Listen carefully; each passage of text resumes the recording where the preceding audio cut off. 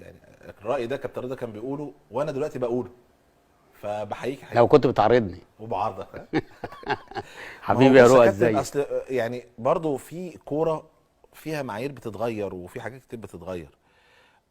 ممكن وجهه نظرك في الوقت الحالي ان انت مثلا اللعيبه هي اللي وحشه، انت كابتن رضا انت عندك ان المدرب هو اللي وحش، فلما الدنيا بتجتمع بيبقى الموضوع خلاص، يبقى كده وضحت الامور.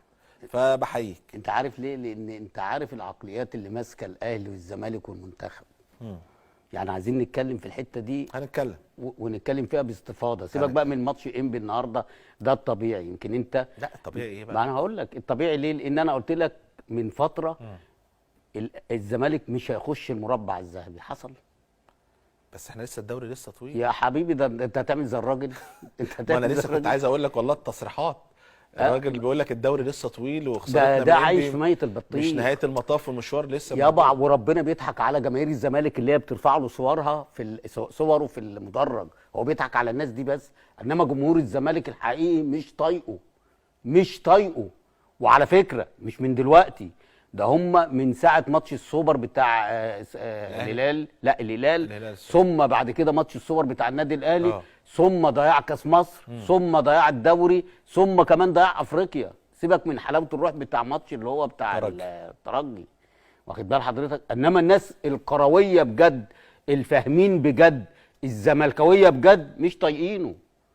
اولا لا شكل ولا اداء ولا في فلسفه في طريقه اللعب. بص، ده عامل زي كوبر، بس كوبر كان في فرق ان معاه مثلا لعيبه يعني عشان اسم مصر. انت عارف يا كابتن، لو انا فيريرا ده كان التجربه الاولى بالنسبه له في الدوري المصري كنت ممكن اقول لك كلامك ماشي امشيه، لكن الراجل كان جه قبل كده مع نادي الزمالك وكسب الدوري. صلى على النبي. ماشي. لا انا برضو انا برضو امير وهو بيكلمني قال لي القماشه، وزي ما انت كنت قماشه ايه؟ اسمعني بس، هي البانه. استنى بس، تقول لي القماشه اللي معايا انا، استنى بس صح، ده البانه دي البانه في ايه؟ سواء للاهلي او الزمالك. طب ما نتكلم بقى، نتكلم بما يرضي الله. طب صلى على النبي عليه الصلاه والسلام. انت دلوقتي اتحاد جده، المدرب اللي ماسك اتحاد جده ده مش كان في الدوري السعودي وماسك فالنسيا؟ مدرب اتحاد جده، ايوه. هنا الفرق وهنا العقليات. بيلعب رونالدو، عارف ان الفرقه كلها رونالدو، شوف عمل معاه ايه وكسب 1-0. انت واخد بالك؟ انت بتروح تجي، وعلى فكره عقده ممكن يبقى اقل من اللي بيجي هنا اهلي والزمالك والمنتخب. انت قصدك على نونو سانتو؟ نونو سانتو. واخد بال حضرتك؟ كل الاحترام للسعوديه، هل الناس دي سابقانا في الفكر للدرجه دي؟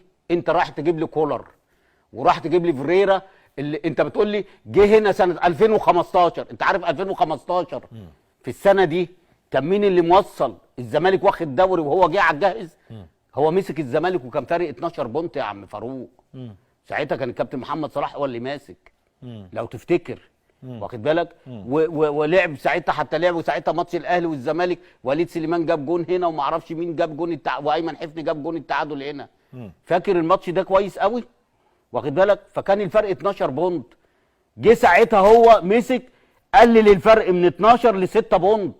ده كان ساعتها في ماتش لو الاسماعيلي كسبه كان دخل في الدوامه وكان الدوري هيضيع منه.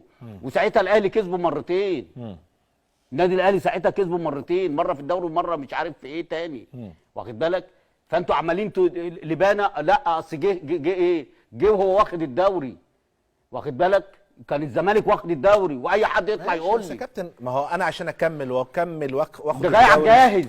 ماشي. لو جه من اول الموسم وربنا ما كان خده، ماشي، ما كان ممكن اتعثر، ممكن اتغلب نتيجه ادارتي الوحشه، ما هو كان ممكن يحصل كده. ايوه، ما نزل من 12 بونت ل6 بونت، ما هو اتعثر كتير. خسر الاهلي ومش عارف اتعادل مع مين والكلام ده. واخد بالك؟ انت جيت السنه اللي فاتت يحمد ربنا ان هو طلع اللعيبه اللي هي الصغيره دي، هي اللي سندته، هي اللي خليته مشي كويس، اللي هو افترى عليهم السنه دي.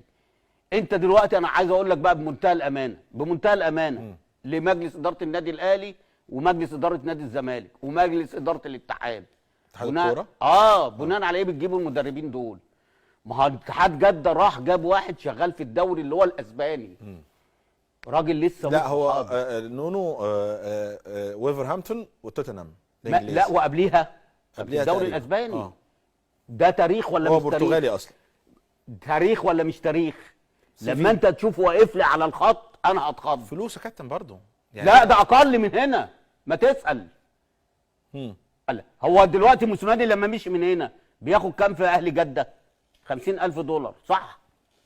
ماشي، بس عنده مكافأة لو صعد بيهم. يابا مكافأة ماليش محترمة دعوه، يعني. انا دلوقتي بكلمك. انت بتاخد هنا كنت بتاخد 180,000 دولار صح؟ تمام. لما تاخد هناك 50,000 فرق 130,000 يعني 3 اضعاف يا عم. لا هو خلاص المدربين هنا اللي اجانب اللي بيجوا بيعدوا ال 100. يعدوا ال 200 ياخد 500,000 دولار، ما عنديش مشكله. تعالى علمني، تعالى استفاد منك، تعالى هيئ لي الجو، وقف اللعيبه صح. بص اللي بنى دلوقتي اللي في كل جماهير مصر، القماشه وحشه، اللعيبه وحشه. يعني هو طالع امبارح يقول لك اللعيبه هي السبب. هو اللعيبه هي اللي لعبت القندوزي؟ اللعيبه هي اللي لعبت طاهر محمد طاهر؟ اللعيبه هي اللي قالت لك العب الجيم مفتوح قدام فرقه رهيبه زي دي؟ ما تعرفش ربنا فرقه زي دي؟ العب واعمل نفسي فيها عنتر بن شداد، شلت 5. طب ما انا اعرف امكانياتي وامكانيات لعيبتي واقفل الجيم يا عم فاروق. انا لما اجيب بونت كان زمانك دلوقتي هم اللي بيعملوا الحسابات. ليه؟ لانك هتكسب القطن وهتكسب دخلهم معاك في الحساب. لا وهتكسب الهلال، هتبقى 11 بونت. مين بقى يخش معاك؟ انت بتشغل دماغك. صح ولا غلط؟ تمام. صح ولا غلط؟ انما انت دلوقتي عندك ماتش يوم الجمعه قبل الماتش بتاع صن داونز والهلال، وعمال تقول لك ايه الهلال صن داونز هيسيب لي الهلال. طب ما تستنى انت شوف انت هتعمل ايه يوم الجمعه. ما كانش ماليش دعوه انا اصلا. شوف انت الاول هتعمل ايه يوم الجمعه على القطن. ايوه، ما هو خارج برضو امبارح برضو بتصريح يقول لك ايه على الله بس هم يلعبوا بايه بنزاهه. لا يا حبيبي اكسب انت القطن، هتحط عليهم ضغط تاني يوم. على فكره فيريرا قال التصريح ده لو تفتكر يا عم فيريرا خليك بقى، ده هو ده دريان بالدنيا. يعني واضح ان الاجانب دايما دي حجج بيتكلموا مع المدربين اللي ممكن بيكسبوهم بنفس الشكل. ما انا دلوقتي لما اسوان تكسبني هطلع اقول ايه؟ فانا عايز اخلي وقال ايمن رمادي العب قدام الاهلي هخلي شكلي قدام جماهيري كويس، اقول له تبقى العب والنبي كويس قدام الفرق الثانيه بنفس الشكل. طب انت ما كسبتوش ليه؟ طب ما انت ضليع قوي كده ما كسبتوش ليه؟